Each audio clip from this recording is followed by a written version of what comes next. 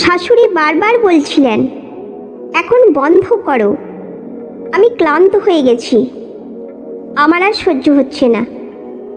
তুমি অনেক শক্তিশালী, কিন্তু আমি দুর্বল। তারপর শাশুড়ি গম্ভীর আওয়াজ শোনা গেল।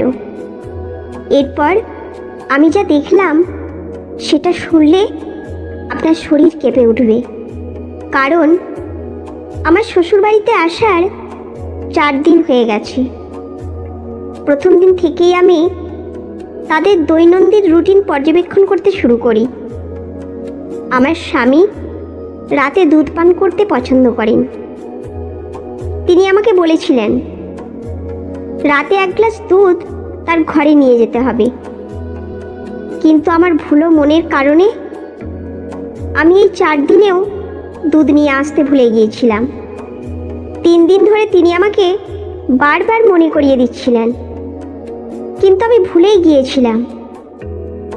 শেষে তিনি রেগে গিয়ে বললেন, এখন থেকে দুধ নিয়ে আসবে না, তাহলে কি হতে পারে তা তুমি জানবে না। আমি হতবাক হয়ে তাড়াতাড়ি রান্নাঘরে চলে গেলাম। রান্নাঘরে পৌঁছে আমি বুঝলাম আমি আমার হৃদয় রুমে রেখেই চলে এসেছি। দুধ গরম করে ফিরে আসার সময় হঠাৎ করে আমি অদ্ভুত একটি আওয়াজ শুনতে পেলাম। আওয়াজটি শাশুড়ির ঘর থেকে আসছিল। প্রথমে আমি অবাক হয়ে গেলাম, তারপর ভাবলাম কিছু একটা তো নিশ্চয়ই হচ্ছে। শাশুড়ি বারবার বলছিলেন, এখন বন্ধ করো, আমি ক্লান্ত হয়ে গেছি, আমার আর সহ্য হচ্ছে না। তুমি অনেক শক্তিশালী, কিন্তু আমি দুর্বল। তারপরে শ্বশুরের গভীর কণ্ঠস্বর শোনা গেল, এতে ক্লান্ত হওয়ার কি আছে? এত দ্রুত ক্লান্ত হয়ে গেলে? শীঘ্রই আবার শুরু করো, আমার কাছে আসো। এইসব শুনে আমি হতবাক হয়ে রুমে ফিরে এলাম এবং বিছানায় শুয়ে পড়লাম। ঘুমানোর সময় আমার মনে কেবল একটাই ঘুরছিল, যে আমার শ্বশুর দেখতে হাড়ের মতো হলেও তিনি এতটাই শক্তিশালী যে এই বয়সে আমার শাশুড়ির আর্তনাদও শুনতে পাচ্ছিলাম। আমার স্বামী খুব তাড়াতাড়ি ক্লান্ত হয়ে যেতেন। এসব চিন্তা করতে করতে আমি ঘুমিয়ে পড়লাম। সকালে ঘুম ভাঙার পর আমি দেখলাম শাশুড়ি তার দৈনন্দিন কাজকর্ম করতে ব্যস্ত এবং তার মেজাজ একদমই স্বাভাবিক ছিল। রাতে ক্লান্তির কথা বলার পর তার মুখে কোনো পরিবর্তন ছিল না। যখন আমার শ্বশুর বাড়িতে এলেন, তখনই আমার শাশুড়িকে ঘরে ডেকে নিলেন। আমি রান্না শেষ করে শাশুড়িকে খেতে ডাকতে গিয়ে রুমের দরজার কাছে পৌঁছালাম। সেখানে পৌঁছে আমি আবারও একই আওয়াজ শুনলাম। শাশুড়ি বলছিলেন, আমি ক্লান্ত হয়ে গেছি, দয়া করে থামুন, আমার আর সহ্য হচ্ছে না। আমি হতভম্ব হয়ে ফিরে গেলাম এবং রান্নাঘরে গিয়ে ভাবতে লাগলাম, আমার শ্বশুর কি খান যা তাকে এত শক্তিশালী করে তুলেছে? অধিকক্ষণ পর আবারও তাদের রুমে গিয়ে শুনলাম সেই একই আওয়াজ। আমি ভাবতে লাগলাম, শ্বশুর কি এমন কিছু ব্যবহার করেন যা তাকে এতটা শক্তিশালী করে তোলে? আমি জানতে চাইলাম আমার শাশুড়ি তাকে কি দেন। দিনটি এগিয়ে চলল এবং আমি ভাবলাম, আমার স্বামী জানিয়েছে যে তিনি 2 দিনের জন্য বাইরে যাবেন।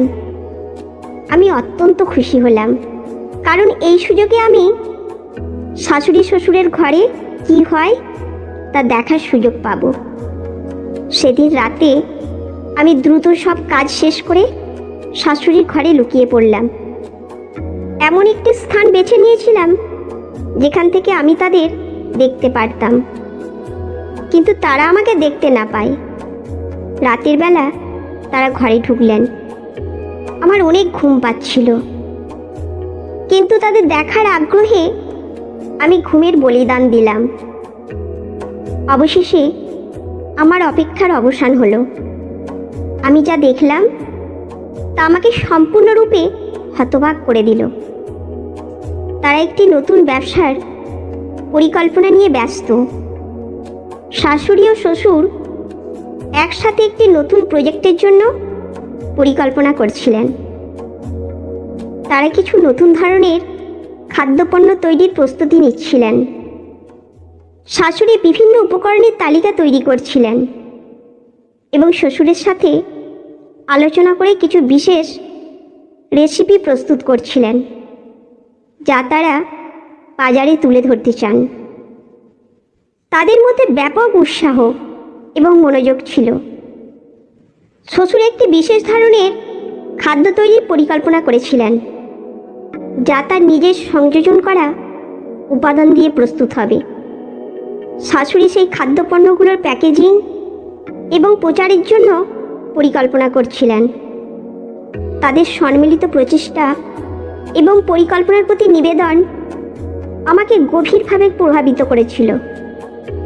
এই অভিজ্ঞতার মাধ্যমে আমি বুঝতে পারলাম শাশুড়ি ও শ্বশুরের সম্পর্কের শক্তি তাদের একসাথে কাজ করার মাধ্যমে তৈরি হয়েছে।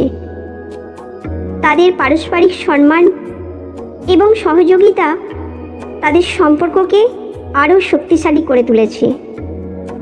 এটি আমাকে শিখিয়েছে যে সম্পর্কের গভীরতা এবং শক্তি আসলে একে অপরের প্রতি ভালোবাসা, সম্মান এবং সহযোগিতার ফল। এইভাবে আমি শাশুড়ি শ্বশুরের সম্পর্কের একটি নতুন দিক জানলাম। তাদের একসাথে ব্যবসার পরিকল্পনা এবং প্রস্তুতির মধ্যে আসল শক্তি এবং সম্পর্কের গভীরতা খুঁজে পেলাম।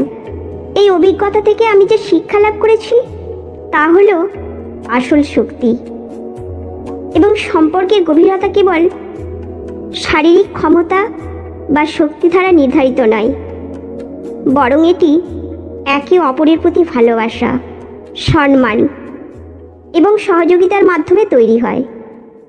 শাশুড়ি ও শ্বশুরের মধ্যে যে দৃঢ় সম্পর্ক ও শক্তি আমি দেখেছি তা আসলে তাদের একসাথে কাজ করার এবং একে অপরকে সমর্থন করার ফলস্বরূপ।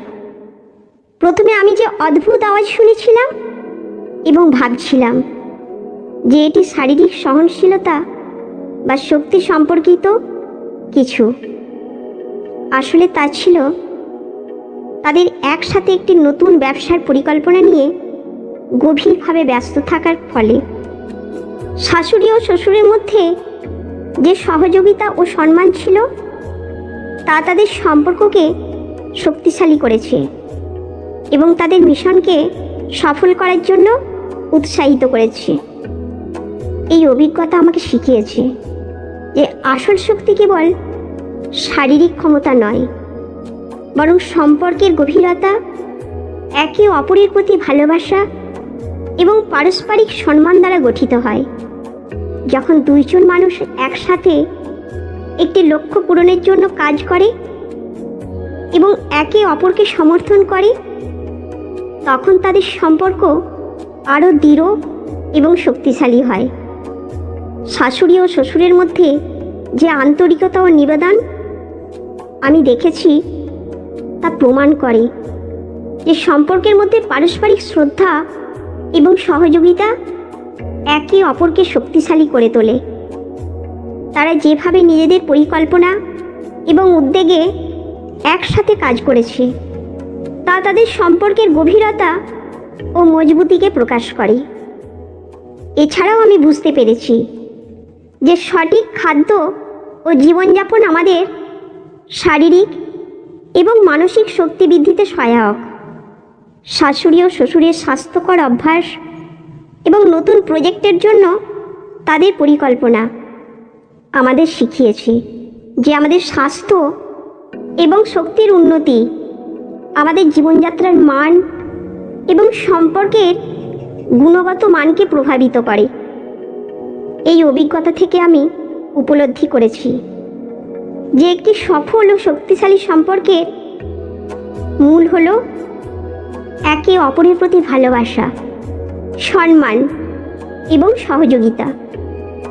সম্পর্কের মধ্যে এই গুণাবলী থাকা আমাদের জীবনের সকল দিককে সমৃদ্ধ করে এবং আমাদের চারপাশের মানুষের জীবনকেও উন্নত করতে সহায়ক। এইভাবে আমি শিখেছি যে পারস্পরিক শ্রদ্ধা, সমর্থন এবং যত্নের মাধ্যমে সম্পর্ককে শক্তিশালী করে তোলা যায়।